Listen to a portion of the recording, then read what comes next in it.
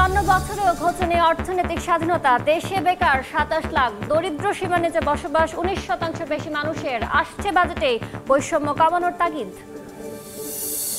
Bank আর্থিক প্রতিষ্ঠান দেউলিয়া হলে ফেরত মিলবে সর্বোচ্চ 2 লাখ টাকা। আমানত সুরক্ষা অধ্যাদেশের খসড়া ওয়েবসাইটে প্রকাশ, গঠিত হবে তহবিল। বিনিয়োগের ভুইফোড় অ্যাপ দিয়ে রাজশাহীর 4 জেলা থেকে লুট 300 কোটি টাকা। থানা আদালতে 11 মামলা ভুক্তভোগীদের। তদন্তে সত্যতা মিললেও ধরাছোঁয়ার বাইরে আসামিরা। ঈদের টানা ছুটিতে পর্যটক বরণে প্রস্তুত কক্সবাজার। তারকামানের হোটেলে শেষ হয়েছে অগ্রিম রুম বুকিং। সমুদ্রস্থানের নিরাপত্তা প্রস্তুতি লাইফ গার্ডের। এবং ডলারের বিপরীতে বাড়ছে দক্ষিণ আফ্রিকার মুদ্রার মান। সচল হচ্ছে অর্থনীতির চাকা। ঈদ সামনে রেখে রেমিটেন্স পাঠানো বাড়িয়েছেন প্রবাসী বাংলাদেশিরা।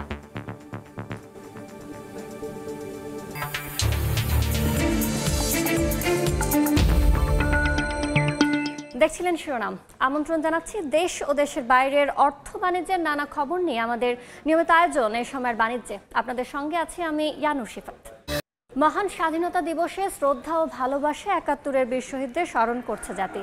এই মুহূর্তে সাভারে জাতীয় স্মৃতিসৌধে আছেন রিপোর্টার শাতিলা শারমিন ও ফারুক ভূঁইয়া রবেন। সরাসরি যাচ্ছি তাদের কাছে। দর্শক, আরও একবার আমন্ত্রণ জানাচ্ছি জাতীয় স্মৃতিসৌধে স্বাধীনতা দিবসের যে বর্ণাঢ্য আয়োজন, সেই বর্ণাঢ্য আয়োজনে। রাষ্ট্রীয় আয়োজন শেষে এখন চলছে বিভিন্ন সামাজিক, সাংস্কৃতিক, রাজনৈতিক সংগঠনের শ্রদ্ধা নিবেদনের পর এখন আসলে ব্যক্তিগতভাবে যারা শ্রদ্ধা নিবেদন করছেন তারা যেমন আছেন তেমন আছেন আশপাশের স্কুল কলেজের শিক্ষার্থীরা, শিক্ষকরা, তারাও কিন্তু আসছেন। আসলে রমজান হবার কারণে, রোজার দিন হবার কারণে মানুষের একটু পরে আসলে এই জাতীয় স্মৃতিসৌধে আসার একটি প্রবণতা রয়েছে। আমার সহকর্মী রয়েছেন আমার সঙ্গে, ফারুক ভূঁইয়া রবেন। ফারুক ভূঁইয়া রবেন, আমরা সকাল থেকে দেখছি যে মানুষ আসছেন এবং জাতীয় পতাকা হাতে নিয়ে আসছেন, শহীদদের প্রতি শ্রদ্ধা জানাচ্ছেন। বিজয় আমাদের অহংকারের, কিন্তু এই বিজয়টি পেতে যে দীর্ঘ সংগ্রাম, সেই সংগ্রামের কিন্তু স্মৃতির মিনারে আমরা দাঁড়িয়ে আছি। স্মৃতির মিনার নিয়ে যদি একটু কথা বলেন। স্মৃতির মিনার বা এই স্মৃতিসৌধ, এই স্মৃতিসৌধ আমাদের অহংকার, আমাদের গর্বের প্রতীক। এবং এই স্মৃতিসৌধের যে এই যে 7টি স্তম্ভ, সেটি কিন্তু আমাদের 7টি অধ্যায়ের কথা বলে, 7টি গৌরবময় অধ্যায়ের কথা বলে। যেই গৌরবময় অধ্যায়গুলো পার হয়ে আমরা পেয়েছি আমাদের স্বাধীন ভূখণ্ড, আমাদের স্বাধীনতা। সেই ভূখণ্ডের মধ্যে রয়েছে 52-এর এই ভূখণ্ড পাওয়ার পেছনে যেই 7টি স্তম্ভ, সেই 7টি স্তম্ভের মধ্যে রয়েছে 52-এর ভাষা আন্দোলন, 54-এর যুক্তফ্রন্টের নির্বাচন, অর্থাৎ প্রাদেশিক পরিষদে যে যুক্তফ্রন্টের বিজয়, সেটাই কিন্তু যুক্তফ্রন্টের নির্বাচন নামে ইতিহাসে কিন্তু ঠাঁই করে নিয়েছে। 56 শাসনতন্ত্র আন্দোলন, 62 শিক্ষা আন্দোলন, 66-এর 6 দফা আন্দোলন, 69-এর গণ অভ্যুত্থান এবং 71-এর মুক্তিযুদ্ধে বিজয়। এই সবগুলোর অর্জনের স্মারক হয়ে আছে আমাদের এই জাতীয় স্মৃতিসৌধ। এবং এখানেই কিন্তু মিনার, আমাদের স্থপতি হচ্ছে মইনুল হোসেন এটা করেছিলেন। এবং এখানে যে পানির যে জায়গাটি রাখা হয়েছে প্রতিবিম্ব হিসেবে দেখা যায়, কারণ হচ্ছে এই প্রতিবিম্বটি স্মরণ করিয়ে দেয় 71-এ আমাদের সেই অর্জনকে, শহীদদের যে বুকের তাজা রক্ত, যার কারণে হচ্ছে শহীদ মিনারের পাশের যে ইটের রং লাল। এবং এই স্মৃতির মিনার কিন্তু তৈরি হয়েছে রবেন, আপনি নিশ্চয়ই জানেন, রড, সিমেন্ট এবং কংক্রিটে। এবং এটা প্রমাণ করে যে বাঙালি জাতির যে ঐক্য, যে দৃঢ়তা, গাঁথুনিকে। এই একটি বিষয় একদম আপনি ঠিক বলেছেন। আসলে এই যে এই স্মৃতির মিনার আমাদেরকে যেই এই বিষয়টি সে প্রতীক হয়ে আছে, সেটির মধ্য দিয়ে কিন্তু যে আমরা ধাপে ধাপে নানা অধ্যায় পার হয়ে কিন্তু আমাদের স্বাধীন ভূখণ্ড পেয়েছি। ধারাবাহিক লড়াই সংগ্রামের মধ্য দিয়েই কিন্তু যে আমাদের এই স্বাধীন ভূখণ্ড পেতে হয়েছে। এবং সেই আমরা একদিকে যেমন 71-এর 9 মাসে রক্তক্ষয়ী মুক্তি সংগ্রামে যেমন 30 লাখ মানুষ রক্ত দিয়েছে, ঠিক একইভাবে সেই 52 থেকে শুরু করে ধাপে ধাপে যে বিভিন্ন আন্দোলন সংগ্রামগুলো হয়েছে, সেখানেও কিন্তু যে অনেক মানুষের আত্মত্যাগ জড়িয়ে আছে। এই যে আমরা এখন যে আছি, এখানে কিন্তু আমরা দেখতে পাচ্ছি যে বিভিন্ন গানের আবহের মধ্যে কিন্তু যে শহীদদের স্মরণ করা হয়েছে। এখানে কিন্তু একটি কথা বলা হচ্ছে যে বিভিন্ন যে গান আসছে, তার মধ্যে কিন্তু যে সালাম সালাম হাজার সালাম বলা হচ্ছে এবং এক সাগর রক্তের বিনিময়ে যেই স্বাধীনতা এসেছে তাকে কিন্তু যে স্মরণ করা হয়েছে এবং গান এখানে কিন্তু বেজে উঠছে যে এক নদী রক্ত পেরিয়ে বাংলা স্বাধীনতা আনলো যারা আমরা তোমাদের ভুলবো না। তো ঠিক সেভাবে 52 থেকে শুরু করে থামাতে হচ্ছে কারণ সময় আর নেই, আমাদের ফিরে যেতে হবে স্টুডিওতে। দর্শক, এই ঘন্টায় আমার কাছে ছিল এখনকার সর্বশেষ পরিস্থিতি, হয়তো পরবর্তীতে আরও জানাতে পারবো এখানে কিভাবে মানুষ উদযাপন করছেন স্বাধীনতা দিবসকে। সাভারে জাতীয় স্মৃতিসৌধ থেকে সরাসরি যুক্ত হয়েছিলেন রিপোর্টার শাতিলা শারমিন ও ফারুক ভূঁইয়া রবিন। তলাবিহীন ঝুড়ি নয়, পরিপক্ক এক ভূখণ্ড। ৫৬,০০০ বর্গমাইলের গেড়ে বসা বৈষম্য, বেকারত্ব, মূল্যস্ফীতির পাশাপাশি আছে শত উন্নয়ন ও অর্জনের গল্প। ৫৪ বছরে বাংলাদেশ হোঁচট খেয়েছে, আবার উঠে দাঁড়িয়েছে। তবে কতটা এসেছে অর্থনৈতিক স্বাধীনতা, জানাচ্ছেন সহকর্মী জিন্নাতারা যশোয়া।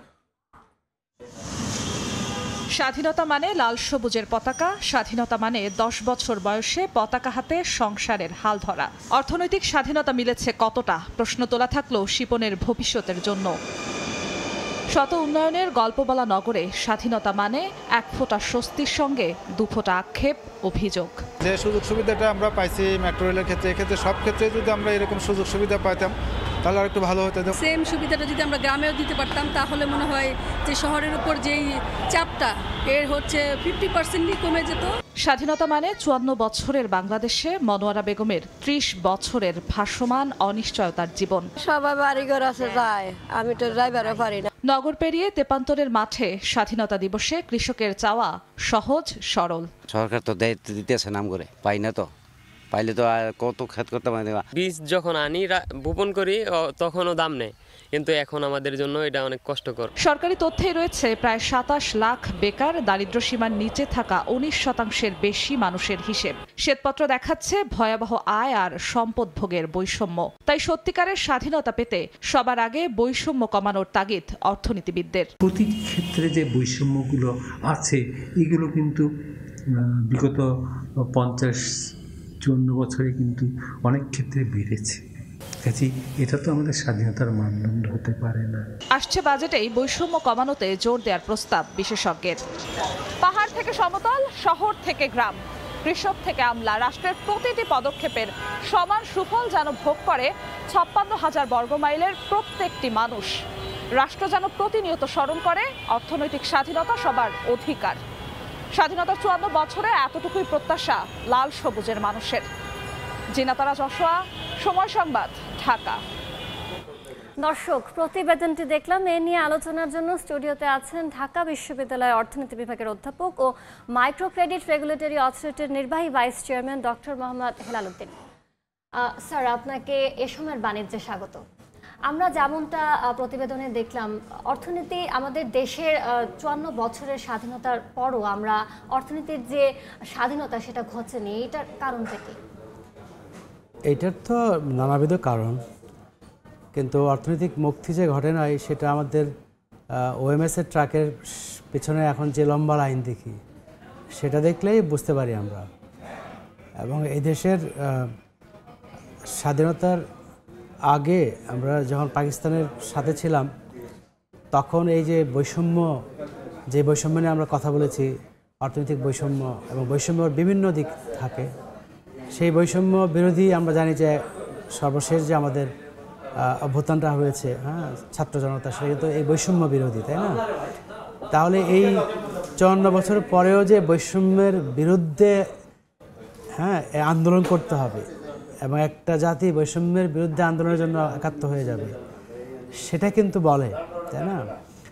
অনেক শব্দ তো ছিল, সেখানে আমরা বৈষম্য বিরোধী এই বৈষম্যটা আসলো কেন? শুধুমাত্র এই কোটার যে আপনার বৈষম্য, কোটার যে একটা বিষয় ছিল, তাছাড়াও কিন্তু আপনি দেখেন মানে বাংলাদেশের আপামর জনসাধারণ কেন আপামর জনসাধারণ যে আপনার একসাথে হলো, কেন হলো সেটা কিন্তু আপনার সার্বিক যে বৈষম্য। এখন সেটা ডেফিনেটলি আপনার রাজনীতির কথা বলতে হয় যে আপনার 71-এর পর থেকে অবশ্যই আমাদের অর্জন হয়েছে, আমরা দেখি যে অনেক অর্জন আছে, কিন্তু আমরা এখন যদি বলি যে দারিদ্র বিমোচন যেটা মূল উদ্দেশ্য ছিল, সেখানে কিন্তু আমরা দেখি যে সেই জায়গায় আমরা অনেকটা উন্নতির পরেও কিন্তু আবার খানিকটা পিছিয়েছি। এবং গত 10-15 বছরে যে ধরনের আপনার অর্থনৈতিক কর্মকাণ্ডের সাথে আমাদের যেরকম উন্নয়ন আমাদের প্রত্যাশা ছিল, একটা সময় যেটা হয় অনেক সময় কসমেটিক কিছু বিষয় আসে যে সামনে আমরা বড় বড় প্রজেক্ট দেখি, কিন্তু সাধারণ মানুষের প্রান্তিক জনগোষ্ঠীর যেই উন্নতিটা হওয়ার কথা, অ্যাটলিস্ট তাদের মানে বেঁচে থাকার জন্য যে মিনিমাম যে আপনার ভোগ, সেটার ক্ষেত্রে মানুষের অনিশ্চয়তা সাংঘাতিকভাবে রয়েছে। এবং এখন আমরা এই যে দ্রব্যমূল্য নিয়ে এখন যেই চাপটার মধ্যে আমরা আছি, এটা তো আসলে স্বাধীনতা 54 বছর পরে এটার মানে প্রত্যাশিত ছিল না আসলে। এখন এগুলো বললে মনে হবে যে এখন দায়টা কার, তাহলে দায়টার ক্ষেত্রে বললে রাজনীতি প্রথমে অবশ্যই আসবে, যে আমরা রাজনৈতিকভাবে এই যে আমাদের যে কমিটমেন্ট, যেটা পলিটিক্যাল কমিটমেন্ট, সেখানে আপনি দেখবেন যে অর্থনীতির ক্ষেত্রে একটা পঞ্চবার্ষিক পরিকল্পনা, এই পঞ্চবার্ষিক পরিকল্পনার সাথে প্রতি বছরের আপনার বাজেট যেটা, সেখানে কিছু আপনার একটা বছরের জন্য পরিকল্পনা থাকে। আমরা দেখেছি যে এই বাজেটের যে পরিকল্পনা এক বছরের, পঞ্চবার্ষিক পরিকল্পনার সাথে তার সামঞ্জস্য থাকে না। আবার পঞ্চবার্ষিক পরিকল্পনা 4টা মিলে আমরা যখন একটা পার্সপেক্টিভ প্ল্যান করি, প্রেক্ষিত পরিকল্পনা, সেখানে আমরা মিল দেখি না। তাহলে আমি যদি একটা দেশকে আজ থেকে, এই যে আমরা বলি না যে আমরা 41-এ কোথায় যাব, 30 সালে কোথায় যাব, এই যে ভিশনগুলো, সেই ভিশনগুলোর ক্ষেত্রে আমার যে একটা টার্গেট থাকে, সেই টার্গেটের সাথে কিন্তু আমার প্রত্যেকটা বছরের যে আমার এই বাজেট এবং বরাদ্দ এবং তার মাঝখানে আমি কি অর্জন করতে চাই, বছরের কিন্তু একটা প্ল্যানিং থাকবে, একটার উপর একটা এরকম গাঁথনি থাকবে, সেগুলো কিন্তু আমরা দেখি না। বলছিলেন এই আসন্ন বাজেটে সরকার কি ধরনের উদ্যোগ নিতে পারে এই আয় বৈষম্য কমানোর জন্য? একটা হলো যে আপনার আসন্ন বাজেটে যেটা আসছে, সেটাতে সরকারের খুব বেশি করণীয় বৈষম্য মানে নিরোধ করার জন্য আমার মনে হয় আছে বলে মনে করি না। যেটা আছে সেটা হলো যে প্রান্তিক জনগোষ্ঠী যে চাপে পড়েছে, তাদেরকে বিভিন্নভাবে সহায়তা দিয়ে এই সময়টাতে তারা যেন একটা ন্যূনতম ভোগ বজায় রাখতে পারে, পারিবারিকভাবে যেন একটা স্টেবল জায়গায় থাকে, সেটার জন্য বরাদ্দ থাকবে। কিন্তু বৈষম্যটা তো অনেক বছরে হয়েছে এবং পুরো সিস্টেমের বিভিন্ন জায়গায় যে বৈষম্যটা আছে, এই সিস্টেমের প্রত্যেকটা জায়গায় আপনি ধরুন একটা শ্রমিক কাজ করছে, তো সেই শ্রমিক কাজ করলে তাকে যে মজুরি দেওয়া হচ্ছে, সেখানে আপনার কম্পিটিটিভ মজুরি পাচ্ছে কিনা, সেখানে যদি কম্পিটিটিভ মজুরি না পায়, অনেক ক্ষেত্রে আমরা জানি যে অনেক লোক বেকার বলে তাকে যেই মজুরিটা দেওয়া হচ্ছে সেটা তার ফেয়ার মজুরি থেকে কম দেওয়া হচ্ছে, এটা এক। সেটা নিয়ে যদি আপনার বাজারে যায়, বাজারে যদি আমরা দেখি যে কম্পিটিটিভ বাজার না, প্রতিযোগিতামূলক বাজার না, দামটা যে জায়গায় হওয়ার কথা ছিল তার থেকে হয়তো 10% বেশি আপনার দাম দিতে হচ্ছে, সেটাও কিন্তু তার যে প্রকৃত পারচেজিং পাওয়ার সেটাকে কমিয়ে দিচ্ছে। তাহলে আমাকে কি করতে হবে? আমাকে একটা হলো বাজার ব্যবস্থাপনা যেটা, সেটার মধ্যে আমার দেখতে হবে কোথাও কম্পিটিশনের ঘাটতি আছে কিনা, এবং সেই জন্য হয়তো প্রতিষ্ঠান আছে, বাংলাদেশের কম্পিটিশন কমিশন আছে। প্রশ্ন হলো যে সেই কমিশনটা ইফেক্টিভলি রোল প্লে করতে পারছে কিনা। তো একইভাবে প্রত্যেকটা সেক্টরে আমার এই কম্পিটিশন আমাকে নিশ্চিত করতে হবে। স্যার, ওই যে বৈষম্যর কারণটা কি প্রত্যক্ষ কর কম আদায় হওয়া?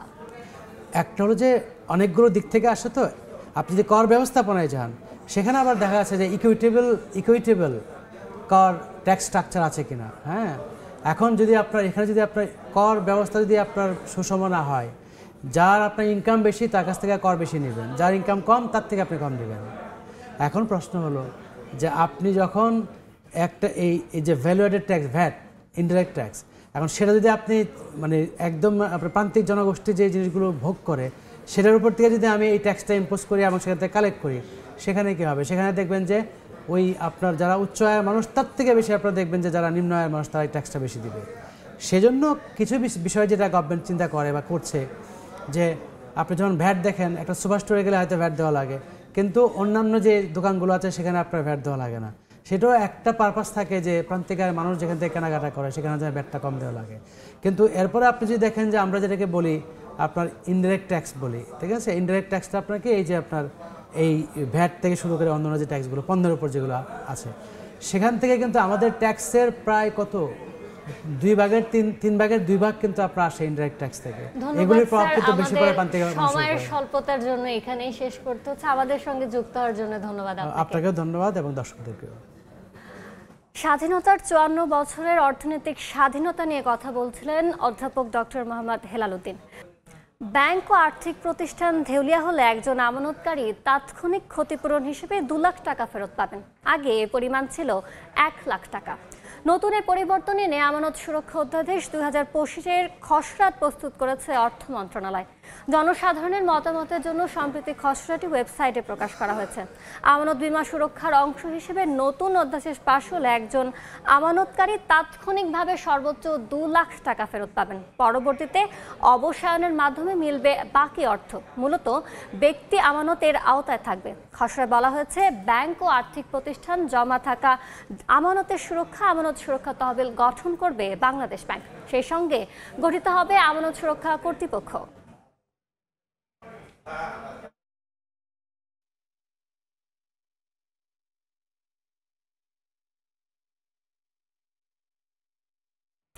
আজ থেকে সাভার শিল্পাঞ্চলের বেশ কিছু কারখানায় ঈদের ছুটি ঘোষণা করা হয়েছে। শিল্পাঞ্চলের সার্বিক তথ্য জানাতে আশুলিয়া থেকে সরাসরি যুক্ত হচ্ছেন রিপোর্টার মোজাফফর হোসেন জয়। মূলত ঈদকে কেন্দ্র করে ঢাকা জেলার শিল্পাঞ্চলগুলোতে ইতিমধ্যে ঈদের ছুটি শুরু হয়েছে। আজকে 26শে মার্চ প্রথম দফায় ছুটি শুরু হয়েছে। আপনারা জানেন যে এই ঢাকা জেলা শিল্প জোনে মূলত 1769টি কারখানা রয়েছে। এর মধ্যে আজকে 130টি কারখানার ছুটি ঘোষণা করা হয়েছে। মূলত ছুটির বিষয়টি, ঈদের ছুটির বিষয়টি শিল্পাঞ্চল, পুলিশ এবং বিজেপি, বিকেবি এবং মালিক পক্ষের সাথে আলোচনা করে 4 দফায় ছুটির ব্যবস্থা করেছে তারা। এবং তারা বলছেন যে 26শে মার্চ যেমন ছুটি ঘোষণা করা হয়েছে, তেমনি 27শে মার্চ কিন্তু 330টি কারখানায় ছুটি ঘোষণা করা হবে এবং 28শে মার্চ ঘোষণা করা হবে 538টি কারখানায় এবং সর্বশেষ 29শে মার্চ প্রায় 800 কারখানায় কিন্তু ছুটি ঘোষণা করা হবে। বেতন এবং বোনাসের বিষয়ে যেটি বলা হয়েছে যে বোনাস এই অঞ্চলে 50%-এর মতো বোনাস সম্পন্ন হয়েছে এবং 90%-এর উপরে বেতন সম্পন্ন করেছে শিল্প মালিকরা। একই সাথে কিন্তু ইতিমধ্যে কিন্তু যেটি বলা হয়েছে যে বোনাস এবং বেতন সম্পর্কিত বিষয়গুলো নিয়ে বেশ কিছু কারখানায় সমস্যাও রয়েছে, অর্থাৎ প্রায় 25 থেকে 30টি কারখানার মধ্যে সমস্যা রয়েছে বলে আমরা জানতে পেরেছি। তো আশুলিয়া শিল্পাঞ্চল থেকে ঈদকে কেন্দ্র করে ছুটি এবং বেতন বোনাস নিয়ে আমার কাছে এই ছিল সর্বশেষ তথ্য। সাভার থেকে যুক্ত হয়েছিলেন রিপোর্টার মোজাফফর হোসেন জয়। দেখছেন এই সময়ের বাণিজ্য।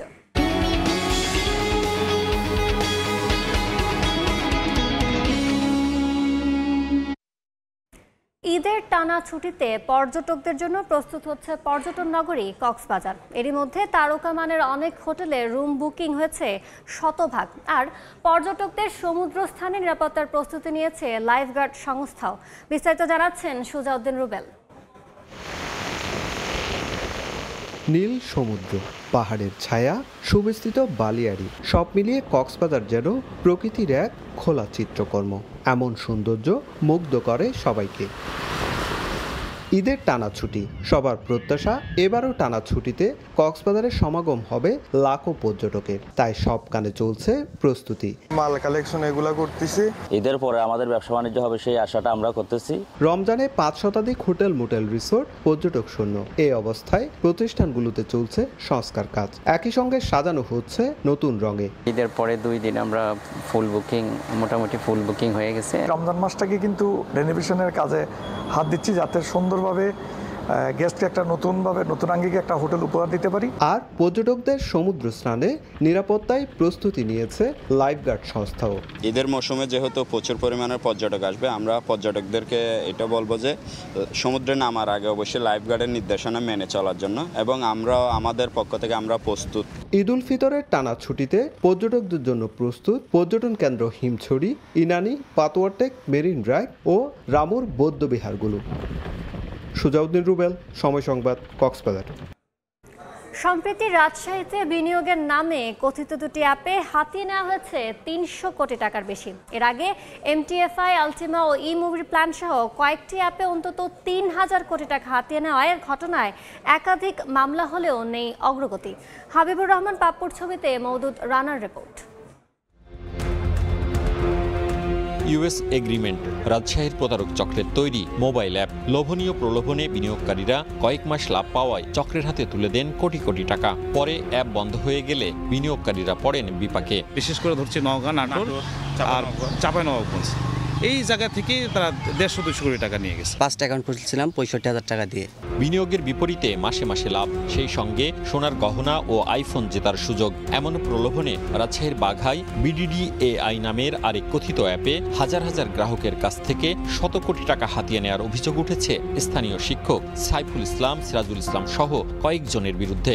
একজন অ্যারেস্ট হয়েছিল, ওয়াহিদুজ্জামানের ওয়াইফ মিলি, তাকেও 21 দিন পর পুলিশ ছেড়ে দিয়েছে। এসব ঘটনায় রাজশাহীতে মামলা হয়েছে 11টি। PBI, CID ও থানা পুলিশ তদন্ত শেষে প্রতারণার সত্যতা পাওয়ায় আদালতে 4টি মামলার প্রতিবেদন জমা দিয়েছে। প্রতারক চক্রের মূল হোতা রাজশাহীর ওয়াহিদুজ্জামান, তার স্ত্রী ফাতেমা, মিঠুন মণ্ডল, লক্ষ্মীপুরের মোতালেব হোসেন ভুইয়া ও শ্রীমঙ্গলের ফারুক হোসাইন পলাতক। মামলার যে তদন্তকারী কর্মকর্তা আছেন উনি সঠিক বিষয়গুলো এবং যারা প্রকৃত অপরাধী তাদেরকে তদন্ত শেষে এই মামলায় নিয়ে আসবেন। এই মামলাগুলো কিন্তু প্রুভড হলে একটা বিষয় থাকে যে তাই সে পানিশড হবেই, মানে খালাস হয়ে যাওয়ার আর কোনো সুযোগ থাকে না। রাজশাহী সাইবার ট্রাইব্যুনালে এমন 10টি মামলা বিচারাধীন। আমলি আদালত ও থানায় দায়ের হওয়া মামলার বেশিরভাগই তদন্ত পর্যায়ে। সব প্রতারণার মূল হোতারা ধরাছোঁয়ার বাইরে। মওদুদ রানা, সময় সংবাদ, রাজশাহী।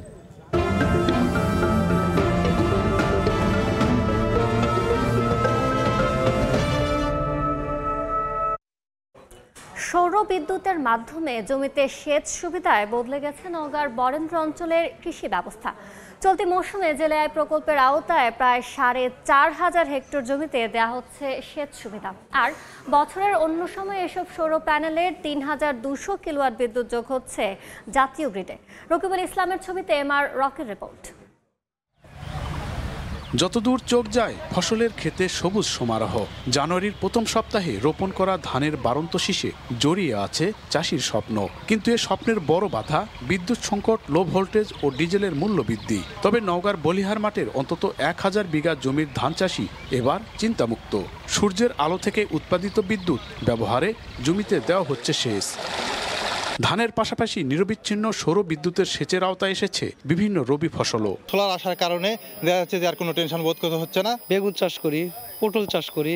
সূর্যের আলো ছড়ানোর পর থেকেই এ ব্যবস্থায় স্বয়ংক্রিয়ভাবে চালু হচ্ছে মোটর, যা দিয়ে মাটির গভীর থেকে উঠছে পানি। আর অন্য মৌসুমে সৌর প্যানেলে উৎপাদিত বিদ্যুৎ যোগ হচ্ছে জাতীয় গ্রিডে। শেষ মৌসুমে যখন থাকবে না তখন এই বিদ্যুৎটি আমাদের জাতীয় গ্রিডে সংযোজিত হবে। পল্লী বিদ্যুতের সাথে আমাদের একটা সমন্বয় হবে, আমাদের যেটা বিদ্যুৎ বিল যেটা আছে সেটা রেট সেখান থেকে বাদ দেওয়া হবে। জেলায় এই মুহূর্তে 131টি সৌর সেচ প্রকল্প সচল রয়েছে, যেখানে প্রতিদিন বিদ্যুৎ উৎপাদন হচ্ছে 3,275 কিলোওয়াট, যা গড়ে 1,44,000 টাকার বিদ্যুৎ সাশ্রয় হচ্ছে। নওগাঁর বলিহার মাঠ থেকে MR রকি, সময় সংবাদ।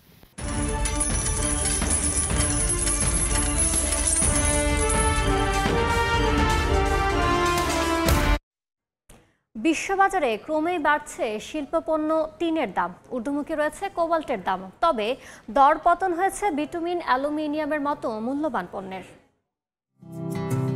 ট্রেডিং ইকোনমিক্সের তথ্য বলছে এক মাসে টিনের দাম 3.75% বেড়ে বুধবার সকালে প্রতি মেট্রিক টন বিক্রি হয়েছে $34,489। গেল এক মাসে 2.24% দাম কমেছে বিটুমিনের। বর্তমানে প্রতি মেট্রিক টন বিক্রি হচ্ছে $499.63। সবচেয়ে বেশি দাম বেড়েছে কোবাল্টের। এক মাসে প্রায় 56% দাম বেড়ে এই শিল্পপণ্য বিক্রি হচ্ছে $33,610। এক মাসে প্রায় 1% দাম কমে অ্যালুমিনিয়াম বিক্রি হচ্ছে $2,607.6। অন্যদিকে দাম কমেছে পলিইথিলিনের। অন্তরা সেন, সময় সংবাদ। দীর্ঘদিন পর ডলারের বিপরীতে বেড়েছে দক্ষিণ আফ্রিকার মুদ্রার মান। এতে সচল হতে শুরু করেছে দেশটির অর্থনীতির চাকা। ঈদ সামনে রেখে ব্যাপক হারে রেমিটেন্স পাঠাচ্ছেন প্রবাসী বাংলাদেশিরা। ঘরে বসে খুব সহজেই টাকা পাঠাতে অ্যাপ নির্ভর সেবা চালু করেছে বিভিন্ন মানি এক্সচেঞ্জ কোম্পানি। দক্ষিণ আফ্রিকা থেকে মিজানুর রহমান রাসেলের রিপোর্ট। বাংলাদেশে রেমিটেন্স পাঠানোর তালিকায় বিশ্বের 13তম দেশ দক্ষিণ আফ্রিকা। সবশেষ গত ফেব্রুয়ারি মাসেই দেশটি থেকে রেমিটেন্স এসেছে 3 কোটির বেশি মার্কিন ডলার। ডলারের বিপরীতে দক্ষিণ আফ্রিকার লোকাল মুদ্রা র্যান্ডের দাম বাড়ায় সচল হয়েছে অর্থনীতির চাকা। রেমিটেন্সের পালেও লেগেছে হাওয়া। র্যান্ডের মান ভালো হওয়ায় পর্যাপ্ত টাকা পাঠাতে পারছেন প্রবাসী বাংলাদেশিরা। আসলাম ঈদটার সামনে কিছু টাকা দিব ফ্যামিলিদের জন্য, সবাই কেনাকাটা করবে, বাচ্চা কাচ্চা যাতে ভালো থাকে, বাপ মা ভালো থাকে, ঈদের উপলক্ষে আছে টাকা পাঠানোর জন্য। ঘরে বসে খুব সহজে টাকা পাঠাতে অ্যাপ নির্ভর সেবা সহজ করছেন তারা। পবিত্র রমজান মাসে ঈদকে সামনে রেখে আমরা বাড়তি এক্সচেঞ্জ রেটের সুবিধা দিচ্ছি। বিশেষ করে যারা মোবাইল অ্যাপ ইউজ করছেন তারা 3 পয়সা বেশি পাচ্ছেন, সাথে অন্যান্য সুবিধা তো পাচ্ছেন। মিজানুর রহমান রাসেল, সময় সংবাদ, দক্ষিণ আফ্রিকা। এই সময় বাণিজ্যের শীর্ষ সংবাদগুলো জানিয়ে দিচ্ছে আরেকবার। 54 বছরেও গোছানো অর্থনৈতিক স্বাধীনতা, দেশে বেকার 27 লাখ, দরিদ্র সীমানাচলে বসবাস 19% বেশি মানুষের, আসছে বাজেটে বৈষম্য কমানোর তাগিদ। এবং ব্যাংক ও আর্থিক প্রতিষ্ঠান দেউলিয়া হলে ফেরত মিলবে সর্বোচ্চ 2 লাখ টাকা। আমানত সুরক্ষা অধ্যাদেশের খসড়া ওয়েবসাইটে প্রকাশ, গঠিত হবে সুরক্ষা তহবিল।